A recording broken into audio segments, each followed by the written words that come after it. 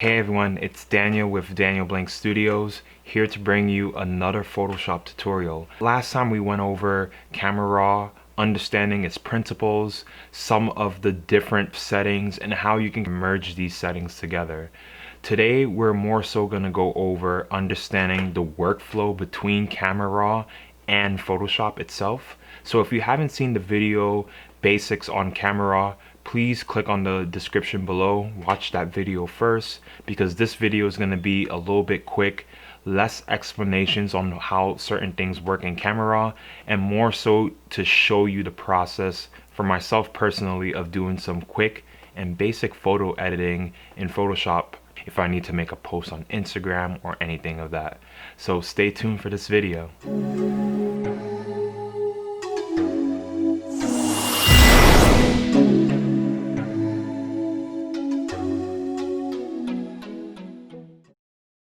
So go into my screen. Remember, you can just drag and drop your raw images, or you can go through Adobe Bridge and import it that way. This is just how I prefer to import my images. So these two images, which I will include in the description below so you can follow along with this tutorial. These two images I've taken maybe sometime last year. Had a little bit of weight on the face, but don't worry guys, I've been working out. Anyways, so basically I'm just going to begin to run through some of my processes for editing. First things first, as mentioned in the previous tutorial, I always like to make sure there's no chromatic aberration, make sure there's no barreling in the images, right? I could likewise do the same here. And what I might end up doing is focusing on this image so you can understand some of the things I'm going to do, right? So first thing that really sticks out to me, and it's really an eyesore, is the fact that these lines in the background are not straight. So perhaps the camera that was being held was a little bit tilted at an angle, right? Which could end up resulting in this. This is not a problem at all. There's a really quick fix for this. So going on the transform tool, what I normally do, I just find two lines that are intended to be parallel, outline them, and the image begins to correct itself a little bit.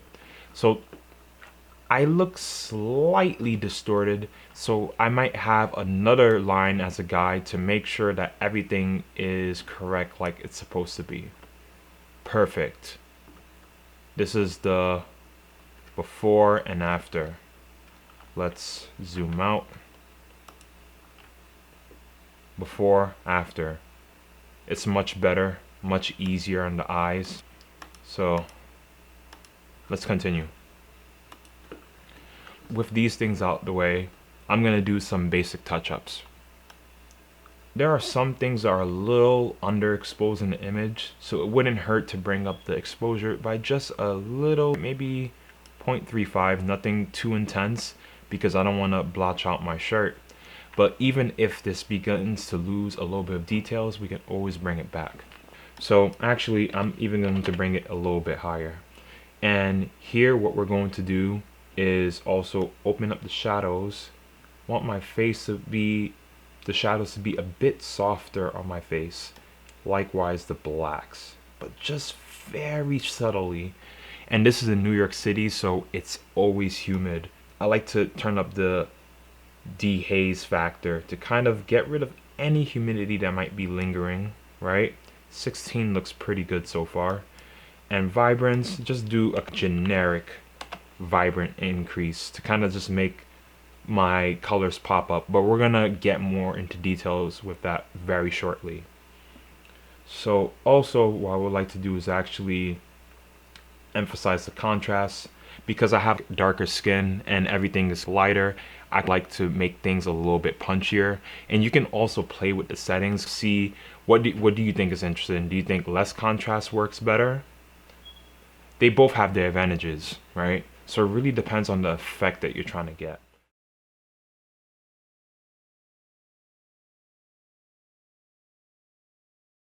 And it's not too bad that some of the sky is missing, because we can always bring that back. So I kind of want the overall highlights to actually even increase too. It may seem we're losing detail on the shirt, but we're about to bring that back really shortly. So what I'm going to do is actually slightly decrease the exposure on my shirt. We're going to do 0.15. Highlights could be decreased maybe by 35. We don't want any shadows open up or any blacks to open up. So we go here. I'm going to just start to paint away at my collar. Let's just keep painting. Let go, click again, paint away again. So now you can see some of that detail is beginning to return, right? The detail is beginning to come back just a bit. And for me personally, I'm a little bit okay with some of the detail of the shirt being a little bit washed out, as long as this edge is a little bit clear. So we painted away a little bit at the shirt, and this edge is clear now, right? But let's say I wanted to actually bring back a little bit more detail into the shirt. So instead of actually having the highlights increase, you might end up decreasing it a little bit. And you're gonna find you're doing this a lot. Maybe there's a setting you adjust in your camera raw, but then after making some other adjustments, you might have to return and change something. So be mindful to that. So we're gonna try something maybe like -40, -35. Nothing too intense actually. So let's actually go to saturation. Let's try to like bump up some of these colors. So by bringing up the red, because of the pigment in my skin, it's going to make it a lot lighter. So of course, if you're working with someone who has a lighter skin tone, some of these things might be a little bit different. It might be the orange that accentuates the skin tone a little bit more rather than the red. But usually for darker skin people, what I notice is that the reds actually give it a lot more punch than the orange does. But of course the orange does also help accentuate a little bit of the pigment in the skin. So let's do this slightly. You can see here it's affecting my lips too. 25 ain't so bad, right? Or maybe like 20 might be good. A little bit of orange. Now we have greens in the distance, so it's really your choice. Do you want the greens to pop up a little bit? Do you not want it to pop up? I want the image to appear a bit vibrant, so I am going to begin to bump up the greens a little bit. And it's really hard to see the difference because of how blurry it is, but we're going to do something shortly to help emphasize that a little bit more. So blues to kind of bring back the sky just a bit. We can also do this with the aquas, right? And don't go too crazy with these colors. You might end up making the image feel a little bit too saturated. So I think that works. That works nicely. Luminance. So make my greens a bit brighter. Can make the reds a little bit brighter. And orange a bit brighter. Kind of create some highlights. Actually, I think I'm going to leave this down. And this maybe a smidge. 5. Don't want it to be too bright.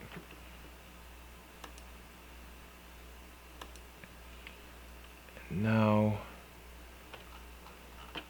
let's see. How sharp is this image?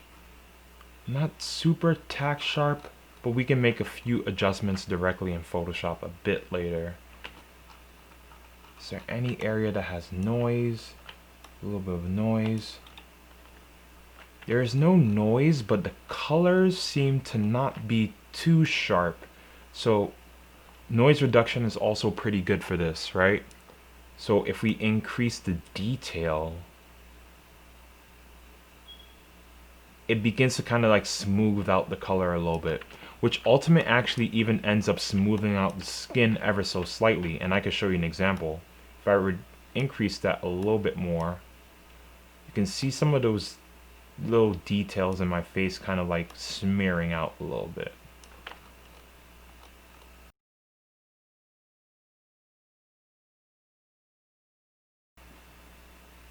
That's fine. What I might do is take an adjustment brush. We're going to do new. We're going to bump up the exposure 0.15 now. Highlights we're going to bump up 20. Shadows are gonna open up by 25, and we're gonna go and paint my face just a bit. So you can hit Alt, right click to change the size of your brush, right, without having to manually change it. So I'm gonna go in and begin to paint my face a bit. Some of like the really dark areas. Even it out the color a little bit. Right, let's do maybe one more layer, shrink the brush, do a little bit there, maybe a little bit here. You don't want to overdo it once again, because you don't want to make it like there's a halo around your face and your face is glowing. I feel like this is good for my face, maybe a little bit on my arms.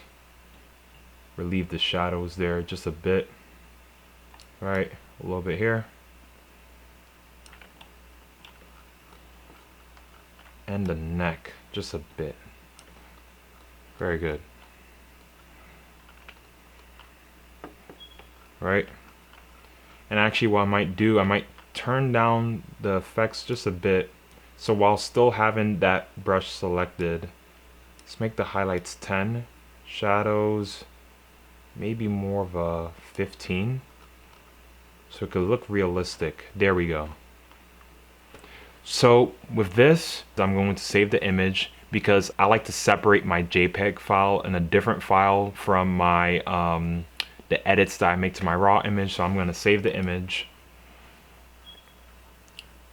Let's just save it to the portraits, right?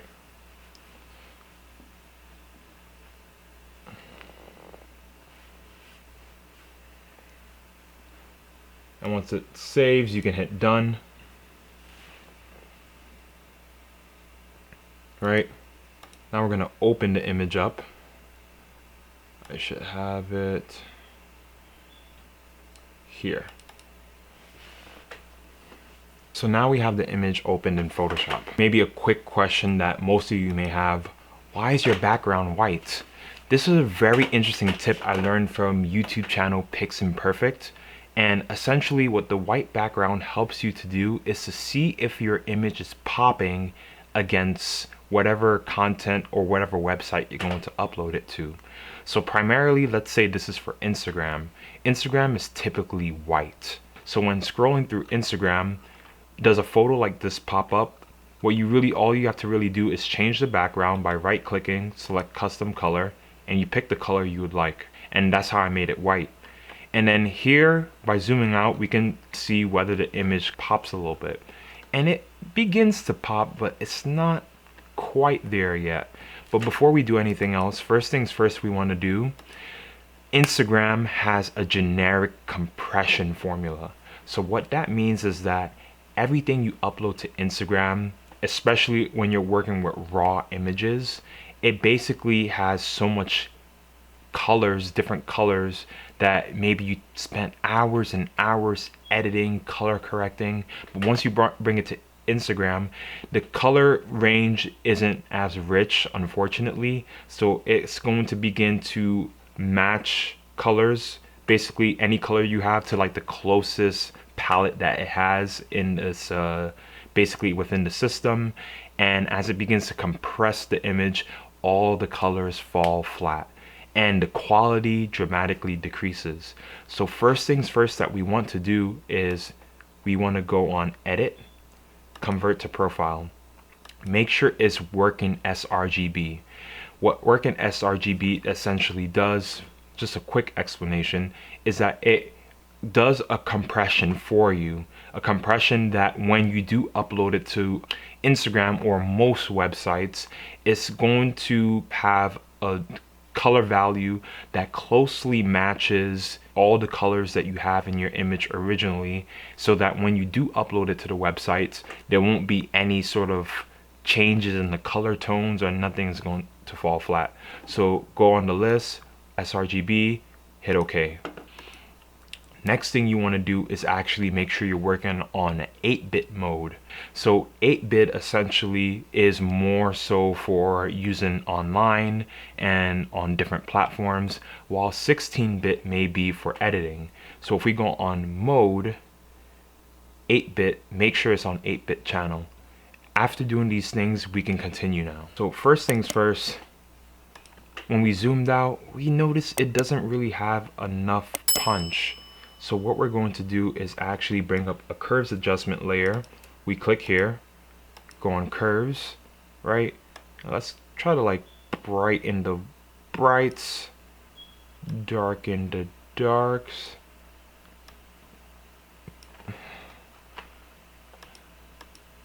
Already it's helping somewhat with the color.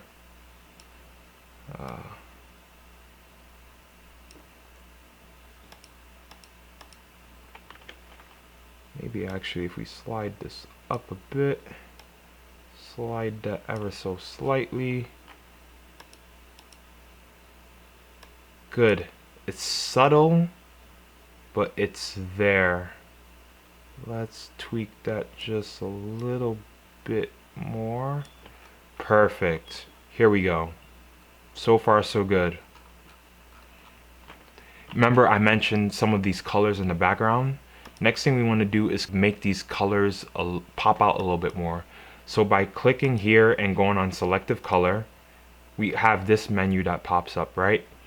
So here we can increase the reds and other values. So what you need to know about the way this works is basically, if you're looking at a color wheel, it's basically everything that's opposite one another on the color wheel. So if we look at cyan, right, the opposite of cyan would be red. So if we increase the cyan, we'll be decreasing the red, as you can see here. But if we decrease the cyan, the reds bump up more. So it's giving my skin a lot more life. As we can see here, maybe I think 21 works pretty nicely. Already it's doing its job. Blacks, either when you increase it, it darkens this value, or if you reduce it, it lightens the value. So if I was to reduce the blacks, my skin is gonna end up looking a little pale. If I want a little bit more contrast, I can bump it up by increasing the blacks here. We're not gonna make it too intense, so let's do a -10 on the blacks. And actually let's increase that just to 32. So now it looks like my skin has a little bit of life. Yellows. So now there are sudden hints of yellows. It's a little bit hard to see, but if I begin to decrease it, the yellow beginning to disappear in my arm, or if I increase it, you can see it pop up more. I don't want so much yellow in the picture, so I'm gonna really bump that down. And here you can darken it, you can lighten it. What I might end up doing is actually lightening it ever so subtly. And we don't need this to be -100. Maybe something like 65 works nicely. You can make this 15. Now we're going to go to the cyan. So in terms of the cyans, if we think about magenta, the opposite of magenta will be green. So if we begin to decrease the magenta, you can see here, let me put it all the way down for a dramatic effect. You can see the green is beginning to pop just a little bit. So I'm going to decrease it slightly. Let's change the hue of it a little bit more just to give it a bit of a pop right now. So with these changes already, it's starting to look a little better, right? More lively, in fact. But we kind of want to make myself pop up a little bit more. Image is not tack sharp, so the next thing we're going to do is actually try to sharpen the image, but only in a certain area. So what I'm going to do is I want to merge everything that I can see visibly. So in order to do that, you're going to hit Control Shift Alt E. So what appears at the top is a merge layer of all the effects that I've applied so far. And on this, what we're going to do is go on Filter, Convert to Smart Filters. And what converting to Smart Filters actually does is that if you make an edit to it and you apply a filter, it doesn't destroy the image, but you can always go back and readjust the settings. So we're going to zoom out a bit. And now with this filter, Convert to Smart Filter applied, we're going to go on Other, High Pass. So we're going to just make the radius to the point where we can begin to see some details. We don't want it to be too sharp, right? We can begin to see some details. 3.5. Here we go. That works. And now we're going to change the blend mode for this layer to overlay. So now if we zoom in, we can see it's a little sharper here, right? It's a bit sharper, but not too sharp, right? So the thing is, it sharpens everything in the image. We don't want everything to be sharpened. We want just the subject to be sharpened. So what we're going to do is apply a layer mask by clicking here, and we're going to paint over this and kind of get rid of some of the sharp areas. So once you click the layer mask, you're going to click the paintbrush tool. Remember, have the layer mask selected. White is to add detail, black is to take away detail. Let me show you an example, right? So if I was to paint this right here black, it's going to take away some of the sharpness. If let's actually paint some white, it's going to bring back the detail. So what we want to do is paint away the sharpness.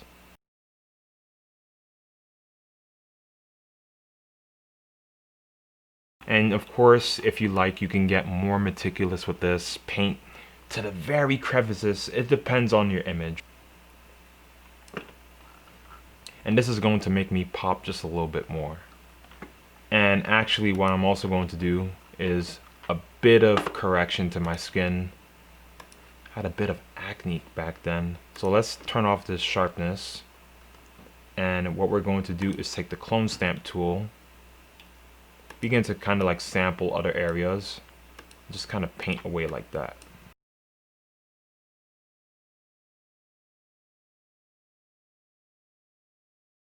Of course, you can always get more detailed or specific with your edits. It's not necessary to do it this way. And then on the filter, we're gonna just go back to the layer mask, and then we're gonna paint away some of these details. So it's a little bit less sharp and it pops up a little bit less. Paint it away just a bit. So these kind of details are not going to be too sharp. And we can lower the flow because my hair is like glistening as a result. Alright, let's lower the flow on this to like 50%. On the hair, a little bit on the beard. Now we have a little bit of color noise that we want to get rid of. So what we're going to do, we're going to go back to the background image. We're going to click noise, reduce noise.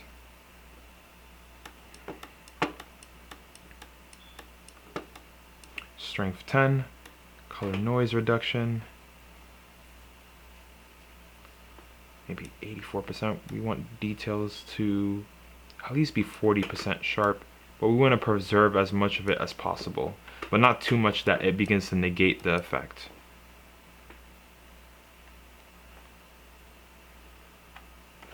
Selected the layer mask, I have to select the actual filter itself, noise, reduce noise. Similar settings should just work just fine.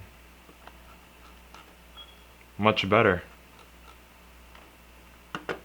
So if this is not sharp enough for you, or let's say you just want to sharpen the eyes a little bit, you could duplicate the layer by clicking Ctrl plus J or Command plus J on the Mac, and now you have this. And what we're going to do is just paint away what we don't want to be focused. If I just want the eyes to be even sharper, we can paint that away. Let's bring the flow back up to 100, and we're going to just paint this away. And of course, if anything is too sharp, you can always go on the layer, reduce the opacity to your liking, wherever it works, wherever you just see enough detail. Last but not least, what I normally tend to do, I tend to assign it. So click here, new layer. Let's name this sign my images. And in a future tutorial, I'm going to show you how to do some custom brushes. So stay tuned for that. There we go. Let's change the foreground color to maybe a black. Boom. Or more in this corner right there. Reduce the opacity 50%. And then here we go. Another thing to do, remember, is that Instagram crops your image. So Instagram's crop ratio ranges between 1.91 to 1 to 4 to 5. So the way I'm going to crop this is by selecting the image. We're going to hit the crop tool. So let's make this like a 4 to 5. So essentially this is going to be where my image crops off. So we bring this up.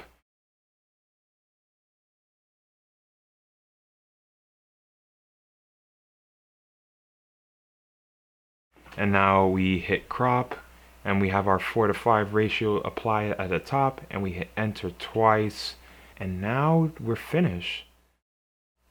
So the last step is to just export the image.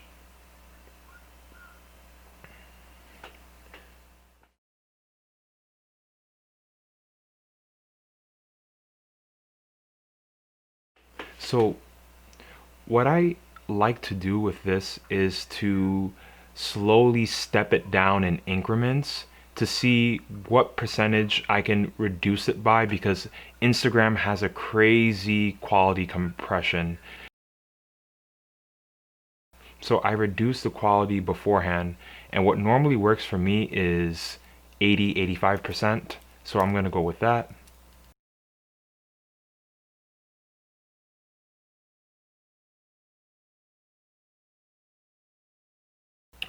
And that's pretty much it.